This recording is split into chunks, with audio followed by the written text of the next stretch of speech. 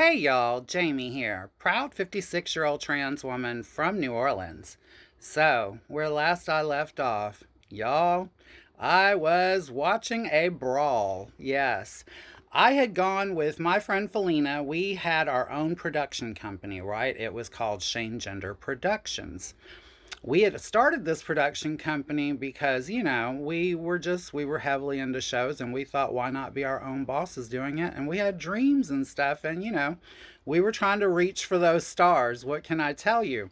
So we had gone and we had gotten licensed. It was a legit business. We had our federal tax number issued to us. We opened up a company bank account, partnership contracts drawn up between me, her, and a friend of ours named John, who we called Joan Day. That was, Joan Day was like his nickname and his drag name when he decided to do drag. And so, yeah, we had a monthly show booked at a bar called Billy's out in Slidell. Billy's was also conveniently where we were going to hold our first pageant that we owned, named the Miss Gay North Shore pageant, right? Now, for the Miss Gay North Shore pageant, we were planning all of that with the owners of Billy's, and all of that was in the works and it was coming up. But we had monthly shows there, right? And so on this one monthly show, we had gone there and it was me and Felina, and we had hired our friend Bianca. Bianca came, she was performing with us, right?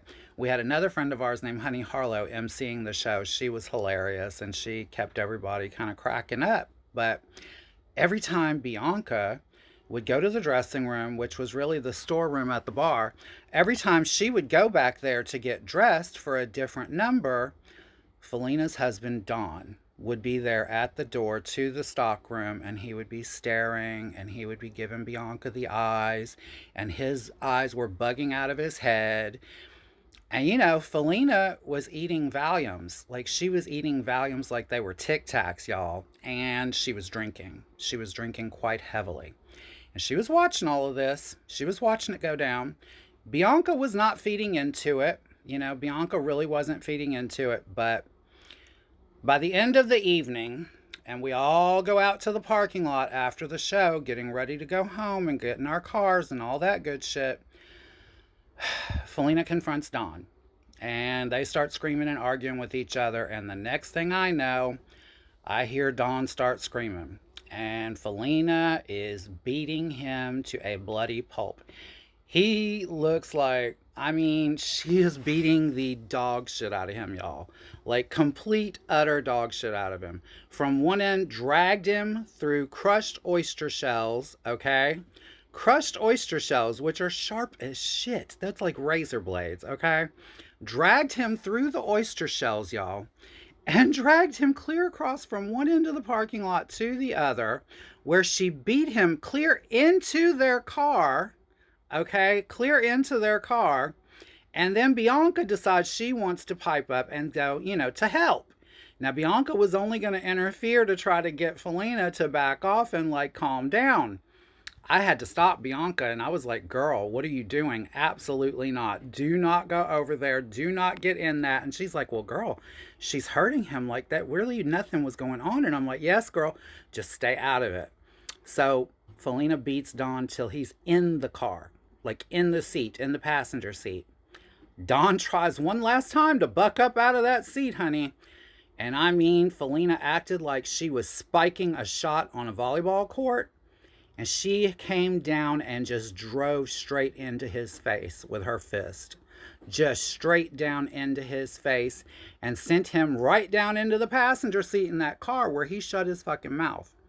He was crying, but he shut the fuck up. He had learned a valuable lesson about staring at people's friends' breasts in the dressing rooms, now hadn't he? See, these men sometimes, girl, back in the old days, the dolls didn't put up with that shit. Like, we were guilty of our own shit too. But we didn't put up with bullshit now. We would go off in a heartbeat and we would teach lessons, Like, I remember one time, this was still around this same time period, and me and my ex-husband Mickey were living at these apartments called Rue Park Fontaine, right? And one day I decided I wanted to go shopping. So I went back in our bedroom and I get all dressed and all fixed up and ready to go. And I go out into the kitchen. Well, Mickey's in the kitchen, and I asked him, say, give me your keys. I'm going to go to the store.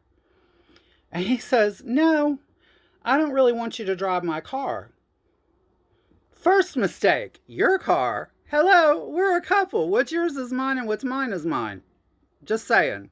So, that's a joke, by the way. But anyway, he had bought this like 1982 Thunderbird. It was like this rusty orange color, like a sunset orange kind of color. And yeah, it was sitting out in the parking lot. And honey, I told him, give me the keys, Mickey. He said, no, I told you, I don't want you to drive my car. I said, really? Really? You don't want me to drive your car, huh? That's what you mean, right?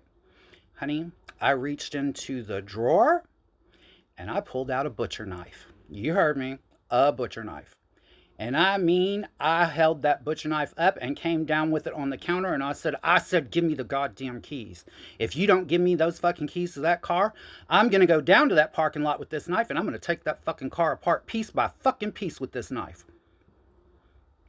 And if y'all want to know what happens next, y'all know the routine, darling. Be here next time and I will too.